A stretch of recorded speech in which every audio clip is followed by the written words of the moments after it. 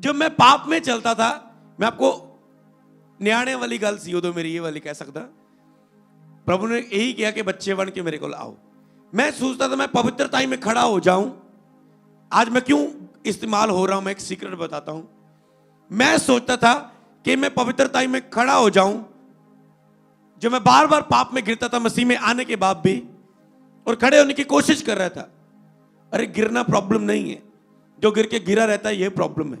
अगर गिर के उठ रहे हो, फिर गिर के उठ रहे, बार बार उठने की कोशिश कर रहे हो, भूख प्यास लेकर आ रहे हो प्रभु के पास, एक दिन आप खड़े हो जाओगे।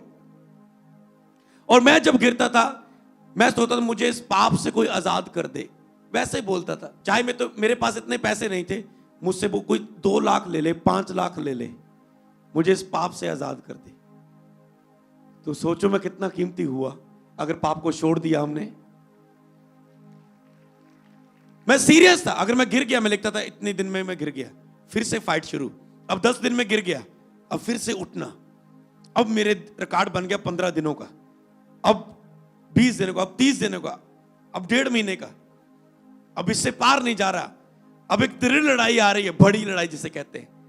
तो एक टाइम हुआ, उसका भी अंत आया, और 1.5 साल ऐसा पवित्रता में खड़ा कि प्रभु ने मुझे वरदानों के साथ खड़ा करके सेवा में खड़ा कर दिया 2016 में। तो इसीलिए आपको भी अपनी लाइफ के लिए फाइट करनी है, लड़ना है। किससे? रिश्तेदारों से नहीं, पड़ोसी से नहीं, जिसने आपके ऊपर केस किया झूठा, उससे नहीं, शैतान से।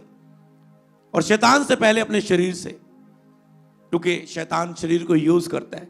शरीर को आपने जीत लिया और आत्मिक क्रिया में जीना शुरू कर दिया, तो शैतान कभी कुछ भी नहीं कर पाएगा।